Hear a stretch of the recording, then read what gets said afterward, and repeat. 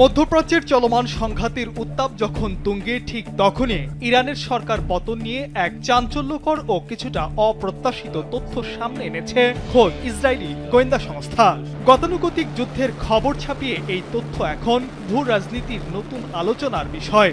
যুক্তরাজ্য ভিত্তিক গণমাধ্যম মিডল ইস্ট আই এর এক প্রতিবেদনে উঠে এসেছে ইসরায়েলি নিরাপত্তা বাহিনীর মূল্যায়ন। তাদের মতে যুক্তরাষ্ট্র ও ইসরায়েলের ব্যাপক বিমান হামলায় ইরান বড় ধরনের ক্ষয়ক্ষতির শিকার হলেও দেশটির বর্তমান শাসন ব্যবস্থা পতনের কোনো লক্ষণই নেই। অনেকেই ধারণা করেছিলেন টানা সামরিক চাপ ও বিমান হামলায় তেহরানের ক্ষমতার ভিত নড়বড়ে হয়ে গেছে, কিন্তু বাস্তবতা বলছে ভিন্ন কথা। বিশ্লেষকদের মতে 2025 সালের জুন মাসের ইসরায়েল ইরান সরাসরি যুদ্ধ থেকে তেহরান বড় কিছু শিক্ষা নিয়েছে। স্যান্ডেলিনা সো, রূপচর্চায় আভিজাত্য।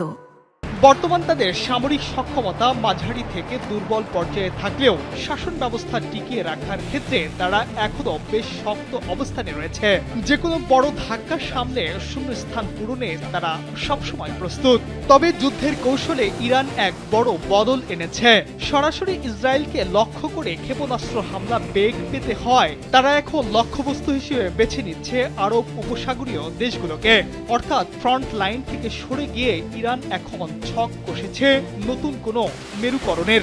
এদিকে সরাসরি ইসরায়েলকে লক্ষ্য করে ক্ষেপণাস্ত্র হামলায় সমস্যায় পড়ায় ইরান এখন আরব উপসাগরীয় দেশগুলোকে নতুন লক্ষ্যবস্তু হিসেবে বিবেচনা করছে বলেও প্রতিবেদনে ইঙ্গিত দেওয়া হয়েছে।